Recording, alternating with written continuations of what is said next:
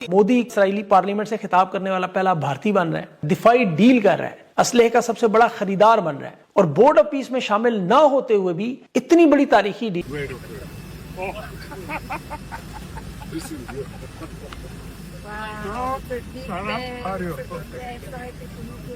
You see what you want? Look at the color.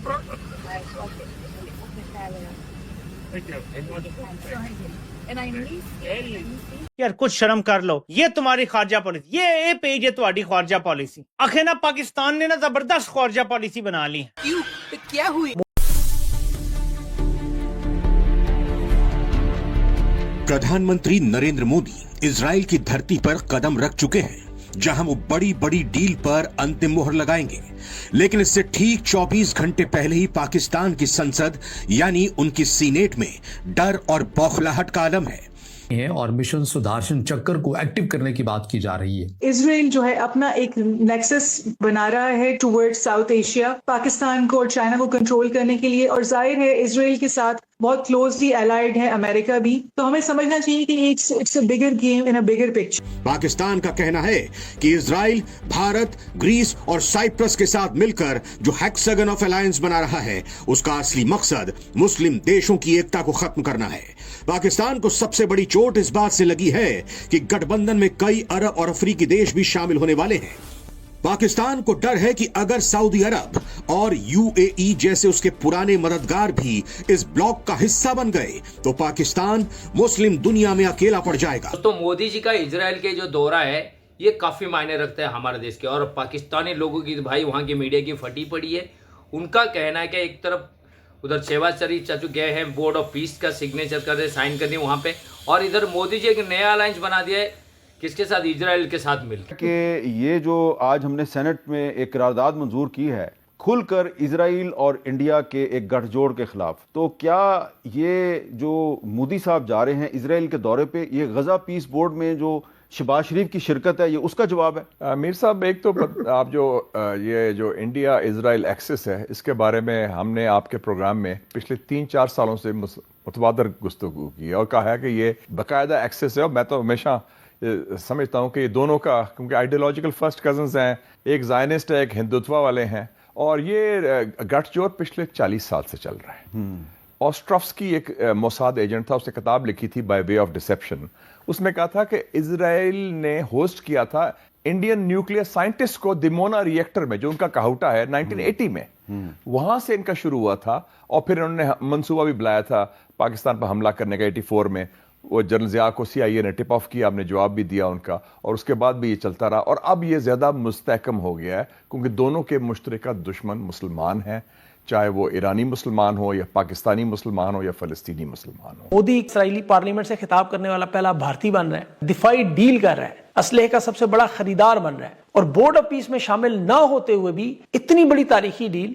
यूनान, कब्रस, Bharat, Israel और अरब अमारात, ये पूरे मशरकी बहरे रूम और मगरबी एशिया तक तमाम इंतहा पसंद लोगों के खिलाफ इत्तेहाद बना रहे हैं। यानी पाकिस्तान को गजा में फंसा दें और फिर यहाँ इत्तेहाद बना दें, उधर से आजाद बलोचिस्तान चलवा दें, अंदर पाकिस्तान की दहशतगर्दी शुरू हो जाए, अफगानिस्तान की मदद करें, जिसे ये फितना ख्वार है या फितना हिंदुस्तान, जो नाम ले लें। तो इतनी कंफ्यूज्ड पॉलिसी में जहां एक तरफ सऊदी अरब से दिफाई डील है, अरब अमारात की प्रॉक्सी लिबिया को असलहा बेचा जा रहा है, सोमालिया और सूडान में, अरब अमारात साथ जाके कर रहे थे भारत से डील।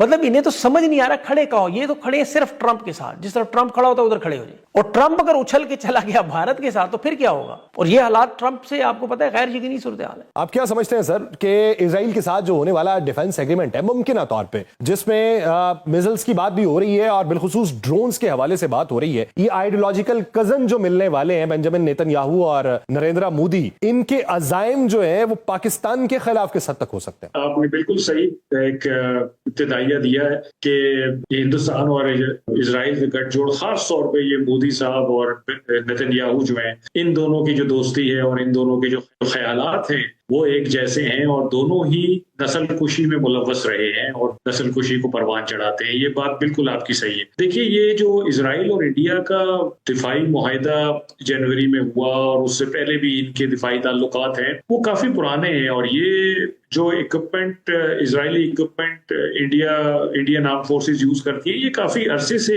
इनके पास आया हुआ था। अगर वो अपने लिए ये चीजें ले रहा है ना, तो जाहिर बात है कि उसको दो मुल्कों से खतरा है, चाइना से और पाकिस्तान से। तो उसने ये चीजें चाइना और पाकिस्तान के खिलाफ ही यूज करनी है।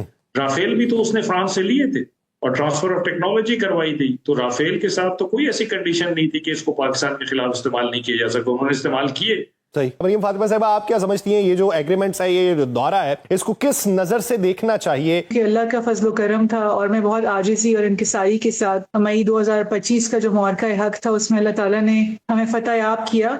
लेकिन साथ ही साथ मुझे लगता है कि हमें ये बात नहीं भूलनी चाहिए कि हमें दुश्मन के तमाम चालों के लिए और दुश्मन के तमाम हमलों के लिए तैयार रहना चाहिए। और दूसरा पॉइंट मैं ये कहना चाहती हूँ कि जो ये दौरा है नरेंद्र मोदी साहब का और इंडियन डेलीगेशन भी मुसलसल विजिट कर रहे हैं इसराइल को, इसके पाकिस्तान के लिए क्या रिपरकशंस हैं?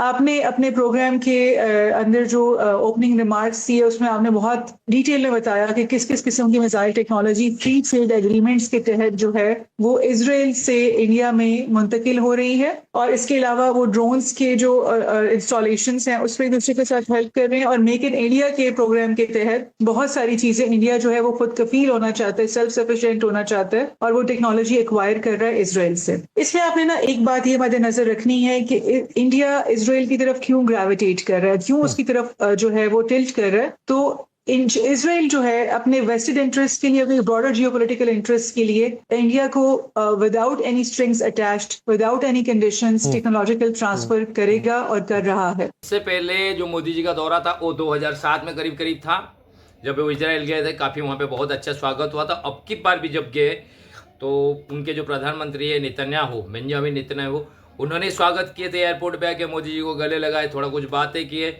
यार एक चीज़ यहाँ पे वायरल चीज़ और चल रहा है, उनकी वाइफ, नेतन्याहू की वाइफ, वो जो कपड़े पहने थे, अगर आपने नोट किए होंगे, देखे होंगे, वो सैफ्रॉन कपड़ा था भागवा कलर का, पूरा टोटल कोट और पैंट सारे कुछ था।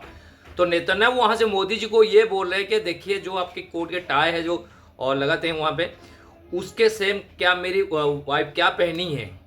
ये वीडियो काफ़ी वायरल जा रहा है कि वो खुद बता रहे हैं मोदी जी को, देखिए हम ये क्या पहन के आए हैं घर से, मतलब। तो मोदी जी कह रहे हैं कि भगवा कलर है, बोलते हैं हाँ ये सैफ्रॉन पहन के आई हैं। फिर उनकी वाइफ बोलते हैं कि आई मिस इंडिया, मतलब मैं भारत को बहुत मिस करता हूँ, जब उन्होंने आए थे उनका एक ट्रिप था। इस तरह का एक काफ़ी चीज़ें बातें हुई। अब उनको कहा जा रहा है मोदी जी का वहाँ उनके पार्लियामेंट जो है इजराइल के, वो पार्लियामेंट में उनको एक भाषण स्पीच देना है। पूरी पार्लियामेंट को उनको सजा के भारत के झंडे के रंग में रंगा गया है। और ये जो सारी चीज़ें होती है ये सारे हमारे पाकिस्तानी दोस्तों को तकलीफ देता है। पता है क्यों? क्योंकि जब उनके पीएम कहीं जाते हैं, अभी जैसे शहबाज शरीफ गए थे यूएसए, ट्रम्प चाचू का जो बोर्ड ऑफ पीस का मेंबरशिप लिए है इन्होंने, तो वहाँ पे गए थे, उनकी मीटिंग था। तो वहाँ पे ट्रम्प चाचू एक तो उनको बुला के उनके खड़ा करके सामने मोदी जी की तारीफ कर दिया, दूसरी उनको सामने उनको बोले कि आपको $1 बिलियन देना पड़ेगा 1 साल के अंदर, ये मेंबरशिप का पैसा है। अब पाकिस्तान यहाँ फंसा हुआ है कि पैसा देने के लिए है नहीं $1 बिलियन पाकिस्तान के पास। और दूसरी मसला ये है अपने ट्रूप्स देने उतारने पड़ेंगे इनको पैलेस्टाइन में। अब वो भला कैसे करेंगे?